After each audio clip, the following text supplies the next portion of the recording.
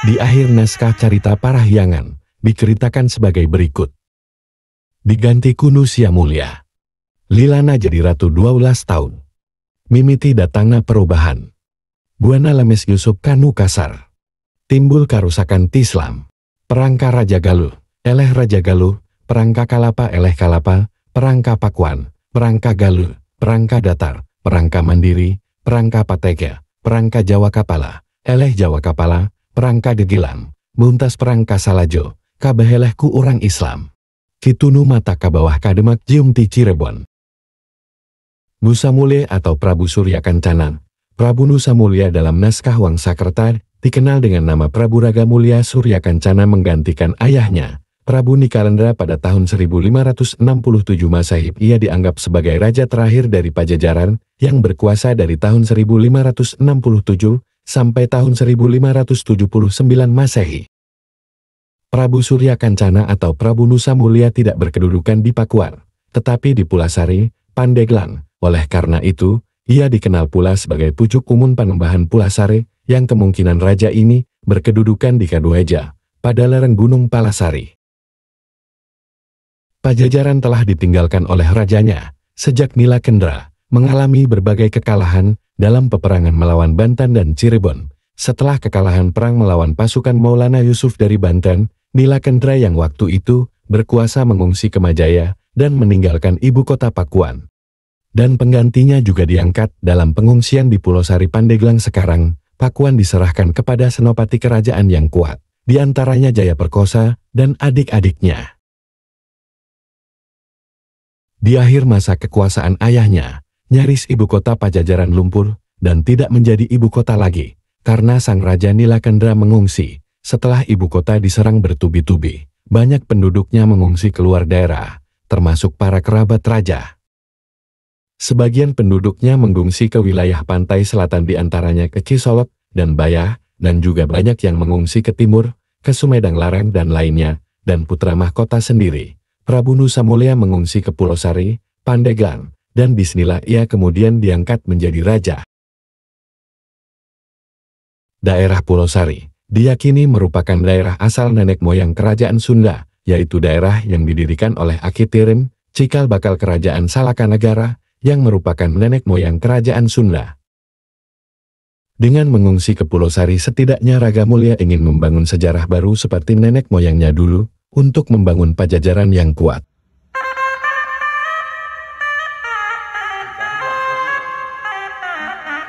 Pada tahun 1570 Masehi, Sultan Maulana Hasanuddin meninggal dunia, sehingga kekuasaannya jatuh ke putra sulungnya Maulana Yusuf. Maulana Yusuf sebelum menjadi raja dikenal sebagai panglima yang paling agresif dalam menaklukkan wilayah-wilayah Pajajaran. Karena itu setelah berkuasa, ia kemudian menabuh genderang perang untuk menguasai ibu kota Pajajaran Pakuan, yang telah ditinggalkan oleh penguasanya sejak tahun 1567 Masehi. Setelah ditinggalkan oleh penguasanya pada tahun 1567 Masehi, pasukan Syekh Yusuf sangat sulit untuk menembus ibu kota Pakuan tersebut. Ibu kota Pakuan terkenal sangat tangguh, benteng pertahanan yang dibuat oleh Maharaja Jayadewata sangat tangguh untuk ditembus oleh musuh.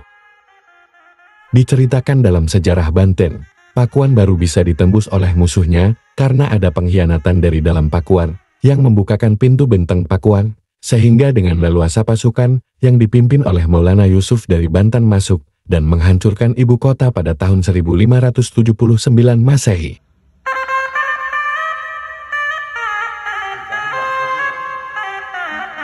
Dengan jatuhnya wilayah-wilayah lainnya, Pakuan sebagai benteng terakhir semakin terjepit oleh pasukan Cirebon Demak di timur dan Banten di barat.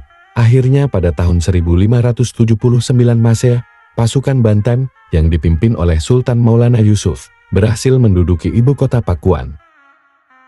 Dalam Pustaka Nusantara tentang kejatuhan ibu kota kerajaan Pajajaran Pakuan disebutkan, Pajajaran sirna ing ikadasa sukla paksa wesaka masa 1500 punjul siki ikang saka kala Pajajaran lenyap pada tanggal 11 bagian terang bulan Wesaka tahun 1501 Saka.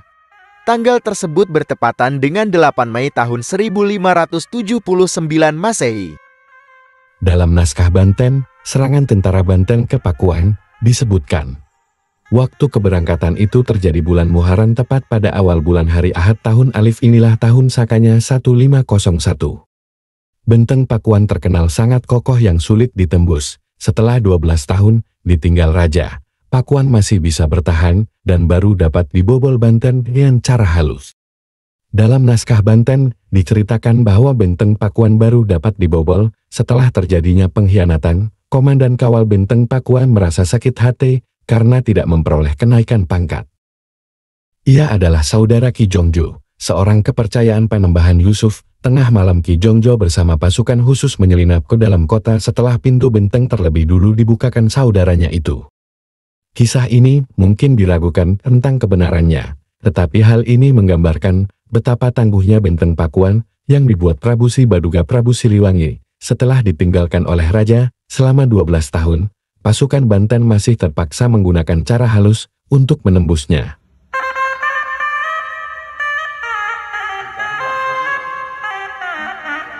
Meskipun Syekh Yusuf dan pasukannya dapat menguasai ibu kota Pajajaran, tetapi ia gagal dalam mengamankan simbol-simbol kekuasaan dari negeri Pajajaran tersebut. Dari dua simbol yang bisa dianggap sah menjadi penguasa seluruh negeri Pajajaran, ia hanya bisa menyelamatkan satu simbol saja, yaitu Palangka Sriman Sriwacana, tempat untuk mensahkan raja, sedang simbol raja yang berupa mahkota ia tidak dapatkan. Ada dua simbol kekuasaan Raja Pajajaran, sehingga diakui sebagai penguasa Pajajaran sesungguhnya, yaitu tempat duduk ketika pengangkatan seorang raja, berbentuk batu, yang dinamakan Palangka Sriman, dan yang kedua adalah mahkota raja. Maulana Yusuf karena masih merupakan cicit dari Maharaja Jayadwata merasa berhak atas lambang tahta tersebut, sehingga ia kemudian memboyong atau membawa Palangka Sriman Sriwacana ke Surasowan, tetapi ia tidak berhasil merebut mahkota sebagai lambang sah kerajaan Pajajaran. Dengan berhasilnya menduduki ibu kota Pakuan, Sultan Maulana Yusuf kemudian memboyong benda-benda yang menjadi simbol kemaharajaan Sunda ke Banten, termasuk singgasana penobatan Maharaja Sunda Batu Sriman Sriwacana. Dengan diboyongnya Palangka Sriman ini, menandai berakhirnya kemaharajaan Sunda dan berakhir zaman Pajajaran dari tahun 1482 sampai tahun 1579 Masehi. Batu Palangka yang merupakan simbol tempat duduk kala seorang raja dinobatkan, kemudian diboyong dari Pakuan ke Surasowan oleh Maulana Yusuf. Batu diboyong ke Banten karena tradisi politik Sunda waktu itu mengharuskan demikian. Karena, pertama, dengan dirampasnya Palangka tersebut, di Pakuan tidak mungkin lagi dinobatkan raja baru. Kedua, dengan memiliki Palangka itu, Maulana Yusuf merupakan penerus kekuasaan Pajajaran yang sah. Karena buyut perempuannya adalah putri Si Baduga Maharaja. Tetapi Maulana Yusuf tidak bisa memboyong mahkota raja, karena telah diselamatkan oleh 4 ksatria Sunda yang disebut Kandagalante, dan menyerahkannya kepada Raja Sumedang Larang.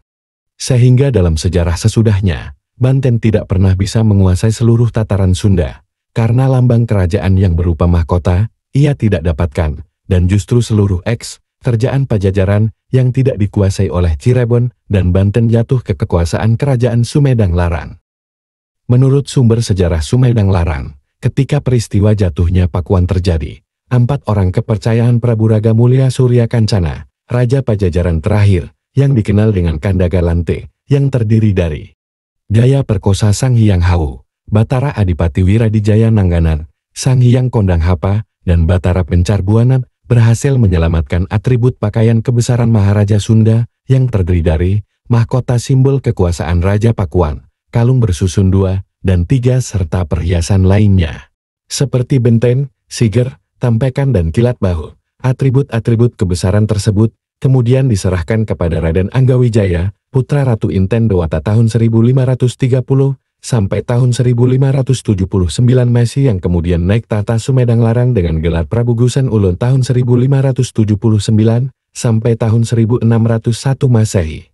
Dan Sumedang Larang inilah sebenarnya yang kemudian dianggap sebagai penerus kemaharajaan Sunda terakhir yang tidak pernah bisa dikuasai oleh Banten dan Cirebon.